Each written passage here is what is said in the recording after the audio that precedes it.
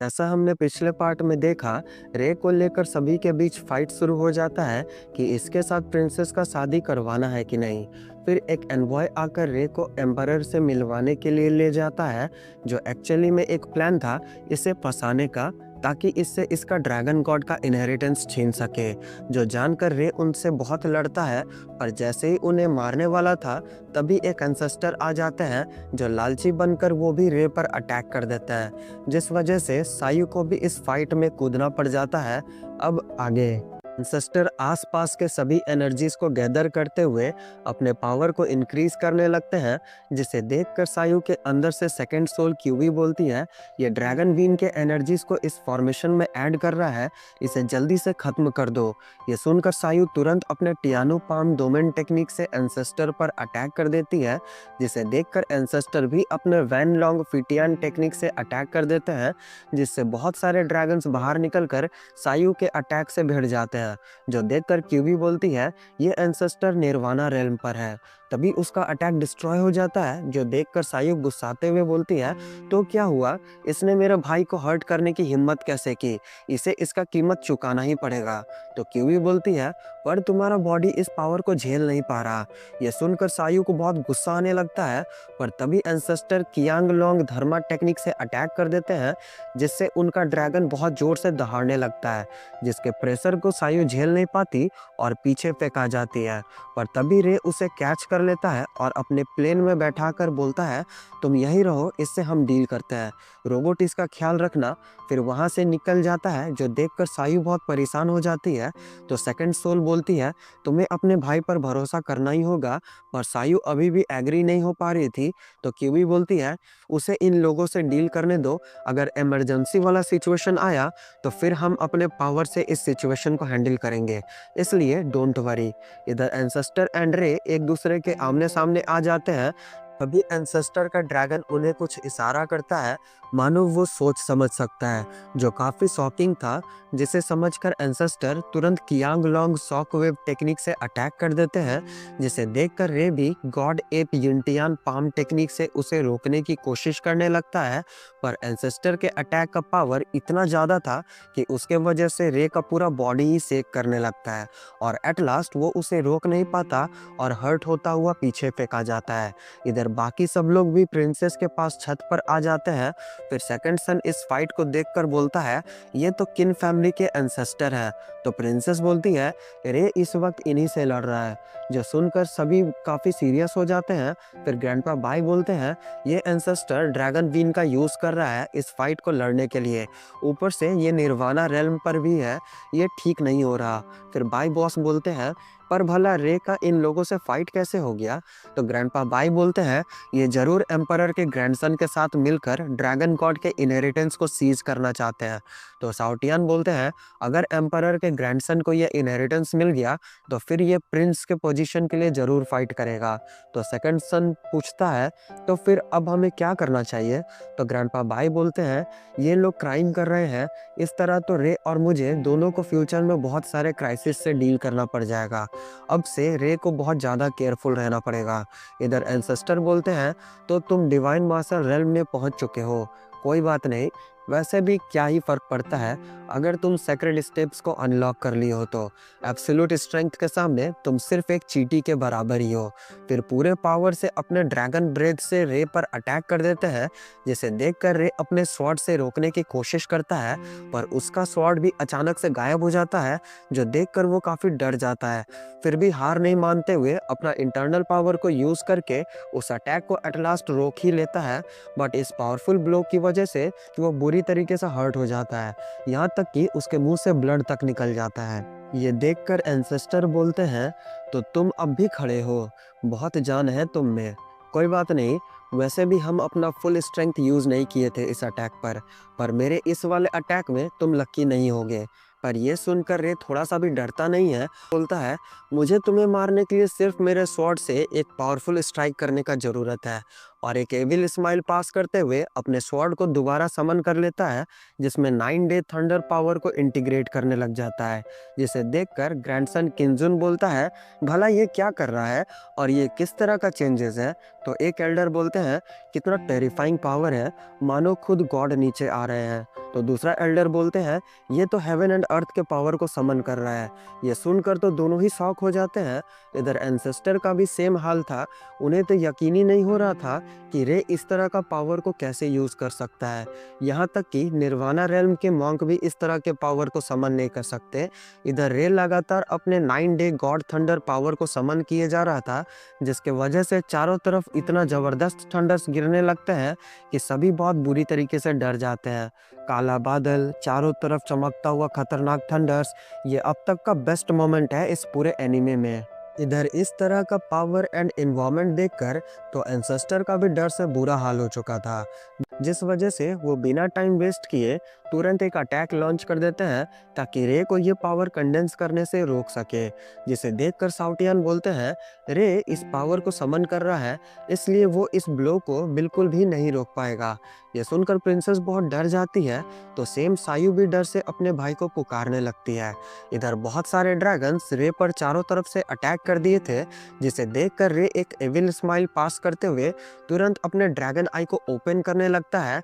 जिसे देखकर किंजुन बोलता है, ये इस तरह क्यों मुस्कुरा रहा है, क्या ये कुछ करने वाला है। तभी ड्रैगन आई ओपन हो जाता है, जिसके ऑरा से ही वो सारे ड्रैगन्स डिस्ट्रॉय हो जाते हैं। साथ ही हेवनली स्पीयर से भी अटैक कर देता है, जो सीधा जाकर एंसेस्टर के ड्रैगन क्लॉ को डिस्ट्रॉय करते हुए उनकी तरफ बढ़ने लगता है। जिसे देखकर एंसेस्टर थोड़ा डर जाते हैं, पर फिर भी अपने ड्रैगन स्विंग टेल टेक्निक का यूज करते हुए उस स्पीयर को डिस्ट्रॉय कर देते हैं। ये देखकर किंजुन के जान में जान आ जाता है, वरना इसे तो लगा था कि एंसेस्टर तो गए। इधर रे अपने स्पीयर को इस तरह डिस्ट्रॉय होता देख अपना new technique sky ever bone से अटैक कर देता है, जिससे उसका स्वॉर्ड का साइज बहुत बड़ा होता हुआ एंसेस्टर पर गिरने लगता है। जिसे देखकर एंसेस्टर के साथ साथ किंजुन भी बहुत डर जाता है। फिर एंसेस्टर तुरंत एक ड्रैगन सील्ड को समन कर लेते हैं, जिससे स्वॉर्ड टकराते ही उस सील्ड के अंदर से एक ड्रैगन भी निकलकर उस स्वॉर्ड को रोकने लगता है। पर इतना भी सफिशिएंट ना होने की वजह से एंसेस्टर तुरंत अपने ब्लू ड्रैगन स्वॉर्ड को समन कर लेते हैं एंड उससे रे के स्वॉर्ड को रोकने की कोशिश करने लगते हैं।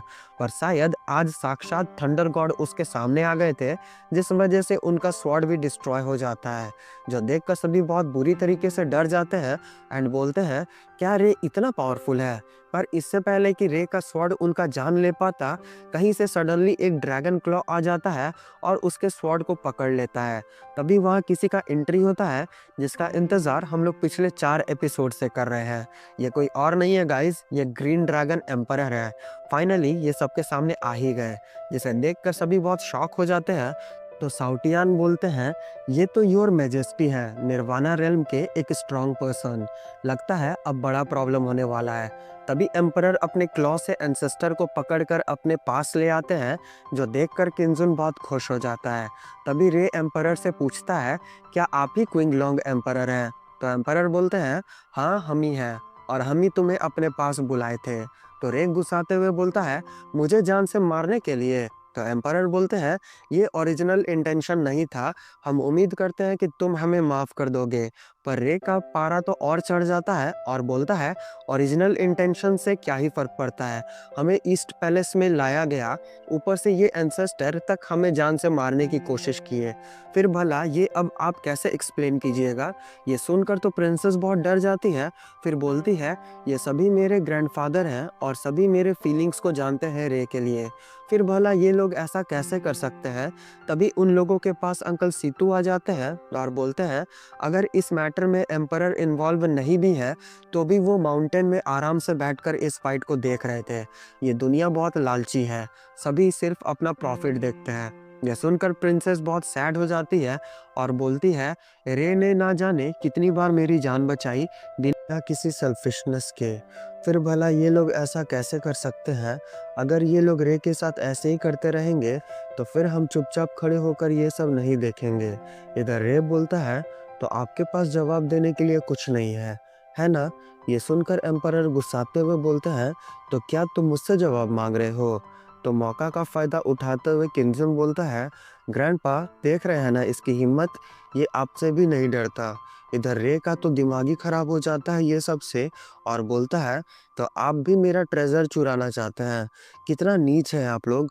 फिर गुस्साते हुए अपने थंडर पावर से अटैक कर देता है, जिसे देखकर तो एम्परर भी गुस्सा आ जाते हैं। उन्हें तो यकीन ही नहीं हो रहा था कि उन पर भी रे अटैक कर सकता है। फिर वो भी एक शील्ड क्रिएट कर लेता है, जिससे रे का अटैक उन्हें हर्ट नहीं कर पाता। इधर ये सब देखकर सायू भी बहुत डर जाती है और पूछती है, क्या मेरा भाई ऐसे स्ट्रॉन्ग एनिमी से लड़ पाएगा? तो क्यूवी बोलती है, एक निर्वाणा रेल्म के स्ट्रॉन्ग वॉन्ग को ऑर्डिनरी पर्सन से कंपेयर नहीं किया जा सकता, पर तुम्हारा भाई भी कोई सिंपल नहीं है। अगर ये पगलाया तो ऐसे 10 ग्रीन एम्परर को भी वो खत्म कर सकता है, इसलिए फिक्र मत करो। इधर रे भी अपने स्वॉर्ड को समन करते हुए 9 डे थंडर टेक्निक से स्ट्राइक कर देता है, जिसे देखकर दोनों एल्डर्स किंजुन को लेकर वहां से हट जाते हैं, जिस वजह से वो ब्लो डायरेक्टली पैलेस में हिट कर जाता है, जो पैलेस का कुछ हिस्सा को बुरी तरीके से डिस्ट्रॉय कर देता है। ये देखकर तो किंजुन का हालत डर से ही बहुत बुरा हो जाता है। तभी एम्परर बोलते हैं, तुम सच में काफ़ी एक्स्ट्राऑर्डिनरी हो, तुम्हारे कंपैरिजन में कोई भी स्टैंड नहीं करता तुम्हारे सामने। पर ये मेरा इंपीरियल सिटी है, जहाँ मेरे एंसेस्टर्स ड्रैगन बीन छोड़कर गए हैं, और हम इस पावर का यूज़ करके तुम्हें यहीं सप्रेस कर सकते हैं। यह सुनकर तो रे इज़ लाइक कोई उसे जोक ही सुना दिया। फिर बोलता है, तो आप ट्राई करके क्यों नहीं देख लेते हैं? तो एम्परर बोलते हैं, हम और ये सब चीज़ें झेल नहीं सकते, बट स्टिल तुम्हें एक चांस दे रहे हैं, तुम पीछे हट जाओ। तो रे बोलता है, आप लोगों के पास ड्रैगन बीन का पावर है हेल्प के लिए, इसलिए वास्तव में आप लोग खुद को हीरोज़ बुला सकते हैं। बट फिर भी अगर आप मुझे इस पावर से सप्रेस करने की सोच रहे हैं, तो फिर हम आपको बता देना चाहते हैं कि चीज़ें बिल्कुल उल्टा है। हम सिर्फ अपने स्वॉर्ड के एक ही स्ट्राइक से आपके ड्रैगन बीन के पावर को सप्रेस कर सकते हैं। क्या अब भी आप मुझसे भिड़ना चाहते हैं? ये सुनकर एम्परर सोचने लगते हैं कि ये लड़का तो सच में ज़्यादा ही सेल्फ कॉन्फिडेंट है, पर क्या ये मुझे लेकर कंफ्यूज्ड है, जिस वजह से ये मुझसे लड़ने के लिए रेडी है। इधर रे का कॉन्फिडेंस लेवल तो आसमानी छुए जा रहा था। वो बोलता है, क्या मुझसे अब भी लड़ने की हिम्मत है आप में? ये सुनकर किंजुन बोलता है, भला ग्रैंडपा इतना क्यों हेजिटेट कर रहे हैं, भला इस रे को मार क्यों नहीं डाल रहे हैं? फिर एंसेस्टर भी बोलते हैं, एम्परर, इस लड़के को बिल्कुल भी कद्र नहीं है हमारी, इसलिए इसे आज इसी जगह पर सप्रेस करना ही होगा। ये सुनकर प्रिंसेस बहुत डर जाती है और चिल्लाते हुए बोलती है, ग्रैंडपा नहीं। फिर तुरंत उड़ते हुए रे के पास जाने लगती है। इधर एम्परर भी गुस्से में आ जाते हैं और बोलते हैं, नाइन्थ एंसेस्टर, क्या अब भी तुम्हें शर्म नहीं आ रहा? तुम्हारे हरकत के वजह से ही ये सब चीज़ें हो रहा है, इसलिए आज से तुम इंपीरियल सिटी में कभी भी इंटर नहीं कर पाओगे। ये बोलकर वो एंसेस्टर पर एक अटैक कर देते हैं, जिसे देखकर एंसेस्टर का तो हालत ही मानो रोने जैसा हो जाता है और बोलते हैं, एम्परर, आपने मेरा कल्टीवेशन डिस्ट्रॉय कर दिया, ये आपने क्यों किया? पर एम्परर तो बहुत गुस्से में थे। वो गार्ड्स को बोलकर एंसेस्टर को वहां से ले जाने बोल देते हैं, जिसे सुनकर गार्ड्स भी एंसेस्टर को वहां से ले जाने लगता है। इधर रे को भी ये सब देखकर यकीन नहीं हो रहा था और सोचता है, चलो कोई तो यहाँ सही डिसीजन लेने वाला है। फिर एम्परर रे से बोलते हैं, बच्चे, जस्टिस डिलीवर हो चुका है, क्या अब तुम खुद को शांत करना चाहोगे? तो रे बोलता है, अभी तक काम पूरा नहीं हुआ है, जिसके वजह से ये मैटर शुरू हुआ वो अभी भी सही सलामत खड़ा है, क्या उसके साथ आप कुछ नहीं करेंगे? ये सुनकर किंजुन बहुत डर जाता है। तो रे बोलता है, लगता है आप जस्टिस डिलीवर नहीं करना चाहते, अगर ऐसा बात है तो फिर ये काम हम खुद करेंगे। फिर वो अपना ऑरा रिलीज कर देता है, जिसे देखकर एम्परर बोलते हैं, किंजुन बचपन में ही अपने पिता को खो दिया था और इसका रिस्पॉन्सिबिलिटी मुझ पर आ गया। ये सुनकर रे बोलता है, तो क्या इसका मतलब इसे बचपन से ही ये हक मिल गया कि ये किसी का भी ट्रेजर छीन सके, किसी को भी बुली कर सके? अगर आज सन ऑफ गॉड भी यहाँ आ गए, तब भी हम इसे नहीं छोड़ेंगे, क्योंकि इस दुनिया में और भी इनोसेंट लोग हैं जिन्हें मुझे इससे बचाना है। ये सुनकर वहाँ खड़े दो गार्ड्स बोलते हैं, ये रे तो काफ़ी करेजियस है। इधर रे बोलता है, एम्परर, तो आप जल्दी बताइए आप क्या डिसीजन लिए? तो एम्परर बोलते हैं, ठीक है, जैसा तुम चाहो। ये सुनकर किंजुन बहुत डर जाता है और बोलता है, ग्रैंडपा हम आपका पोता है। तो एम्परर बोलते हैं, तुम मेरे पोते हो इसलिए तुम्हारा स्टेटस बहुत हाई है और मुझे तुमसे बहुत उम्मीद था, पर तुमने मुझे शर्मिंदा कर दिया इतना ज़्यादा कि हम किसी से अपने नज़रें तक नहीं मिला पा रहे हैं, और आज तुम्हें छोड़ दिए तो फिर इस दुनिया को क्या जवाब देंगे। फिर एक अटैक करते हुए उसका कल्टीवेशन को डिस्ट्रॉय कर देते हैं, जो देखकर तो दोनों एल्डर्स को अपने आंखों पर यकीन ही नहीं हो रहा था। इधर किंजुन दर्द से तड़पने लगता है, तो एम्परर उन एल्डर्स से बोलते हैं, लाओकी और लाओ 14, तुम दोनों रॉयल फैमिली के एल्डर्स हो, फिर भी किंजुन के हाथों एक पपेट बन गए जो कि अनबियरेबल है। फिर एक अटैक करते हुए इन दोनों का भी कल्टीवेशन डिस्ट्रॉय कर देते हैं, जिसका उम्मीद तो कोई भी नहीं किया था। पर इस सजा को पाकर भी ये लोग एम्परर के लिए अपना वफादारी नहीं छोड़ते, जो काफ़ी अट्रैक्टिव था देखने में। इधर सेकंड सन तो ये सब देखकर बहुत डर जाते हैं और बोलते हैं, क्या रे इतना टेरिफाइंग है कि एम्परर को खुद अपने फैमिली मेंबर को एबॉलिश करने पर मजबूर कर दिया। तो अंकल सीतू बोलते हैं, सिर्फ रे के स्ट्रेंथ के वजह से ही नहीं, बल्कि अपने अथॉरिटी के लिए भी उन्होंने ऐसा किया। इधर ये सब खत्म होने के बाद एम्परर बोलते हैं, बच्चे मैंने जस्टिस डिलीवर कर दिया है, अब तुम भी पैलेस में आ जाओ, मुझे तुमसे किसी मैटर पर डिस्कस करना है। ये बोलकर वो अंदर चले जाते हैं। इधर सायु भी रे के पास आ जाती है और बोलती है, भाई हम भी आपके साथ जाएंगे।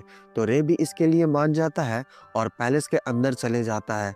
ये देखकर एम्परर बोलते हैं, बच्चे तुम काफ़ी करेजियस हो कि इस ईस्ट पैलेस में लड़ने के बाद भी तुम अंदर चले आए।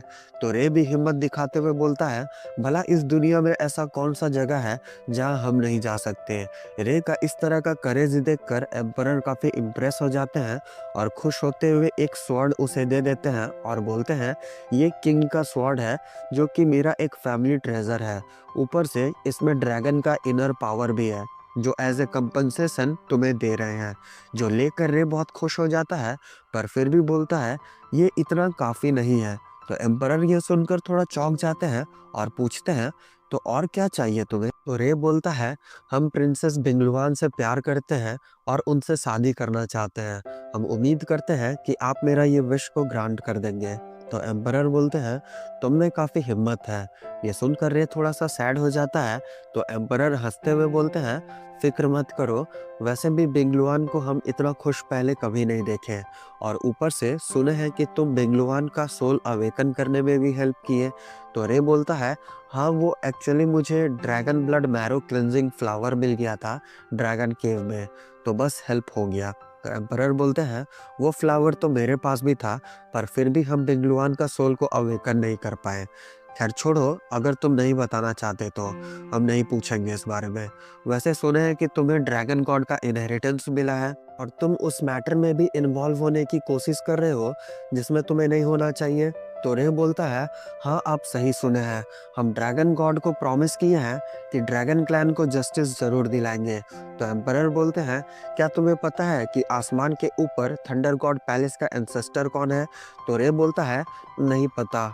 तो एंसेस्टर बोलते हैं, वो ड्रैगन गॉड आउकिंटियान का डिसेंडेंट है, जो इतने सालों से इस बारे में कुछ भी नहीं कहा। क्या तुम्हें अजीब नहीं लग रहा कुछ भी। ये सुनकर तो रे का दिमाग ही खराब हो जाता है, उसे बिल्कुल भी यकीन नहीं आ रहा था इन वर्ड्स पर, और बोलता है, इसका मतलब है कि ये लोग वही लोग हैं।